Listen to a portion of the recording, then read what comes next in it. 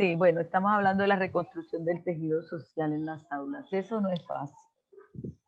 Eso no es fácil porque hay que empezar a hacer una reestructuración, unos cambios estructurales en la vida de cada uno, ¿cierto?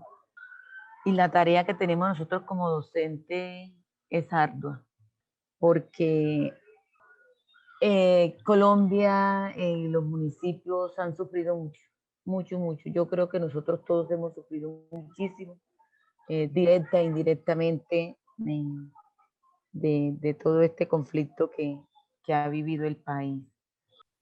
Hemos sido víctimas de guerrilla, hemos sido víctimas de paramilitar, eh, cercarse los niños y decir, profe, ¿usted alcanza a ver esta fotico? Sí, mi amor.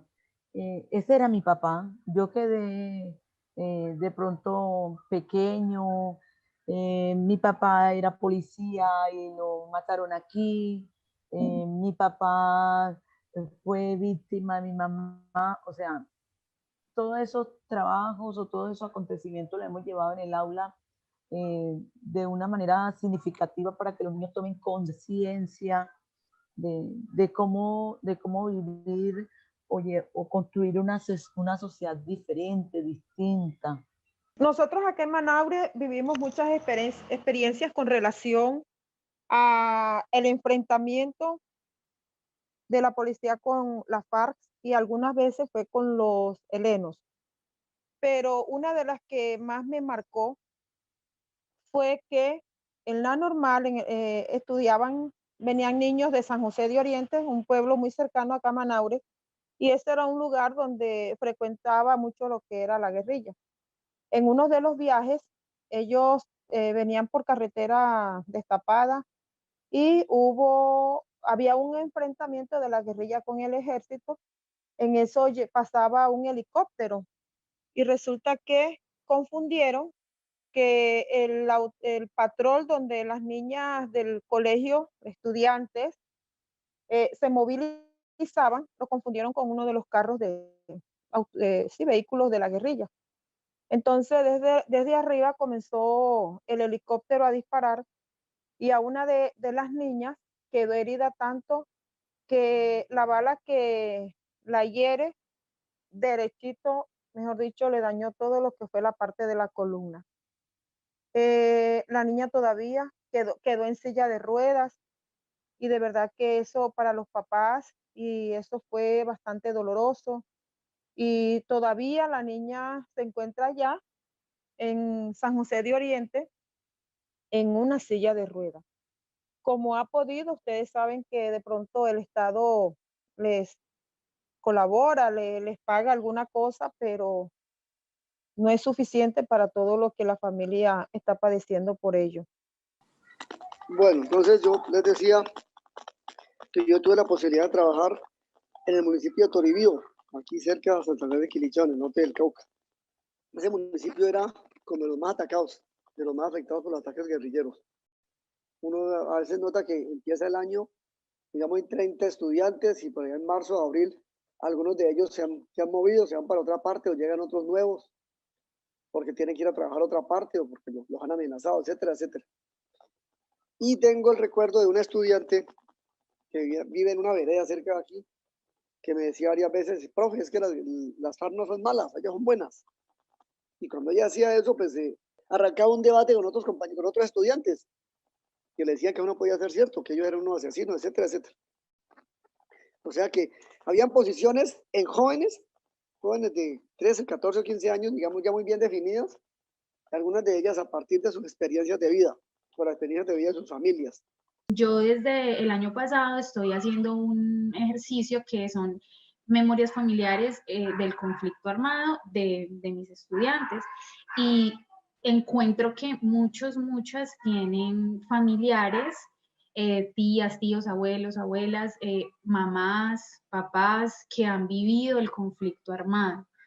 Y hubo una experiencia del año pasado que me marcó muchísimo porque una de las estudiantes es hija del paramilitar así más grande que tuvo Támesis y ella, el escrito que hace es como diciendo, yo soy hija de él, pero yo no quiero ser, o sea, como que rechazaba ese legado de él, que ella no quería ser como él, que ella quería ser otra persona diferente, que construir un país sin violencia, y a mí eso me pareció supremamente, pues me impactó mucho, yo lloraba leyendo pues ese trabajo, y fue un espacio, los chicos, las chicas, los leíamos en clase.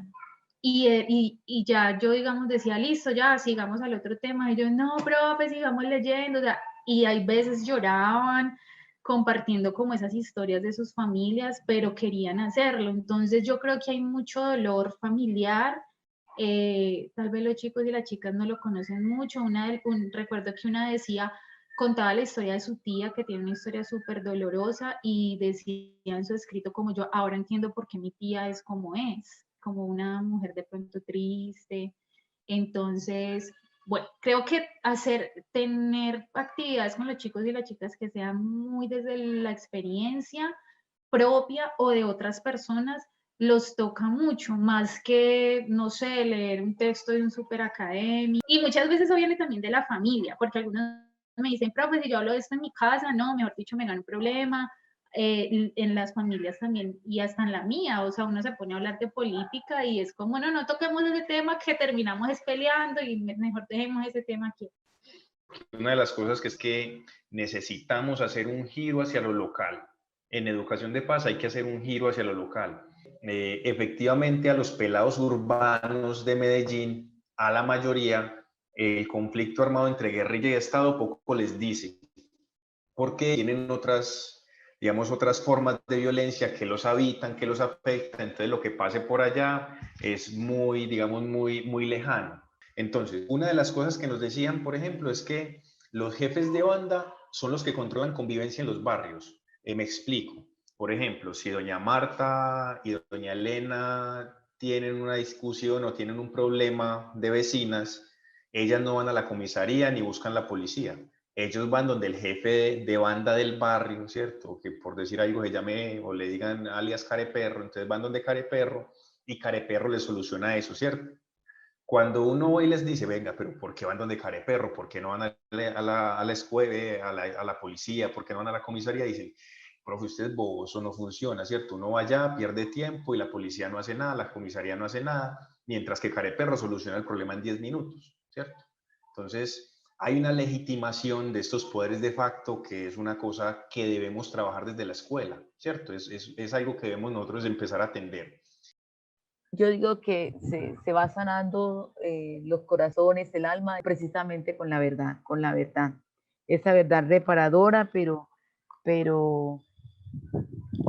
que no es fácil, que no es fácil y sobre todo tener uno como que esa capacidad de perdonar y uno para perdonar tiene que, no sé, una capacidad de humildad también, porque eso viene como de la mano, la humildad y el perdón.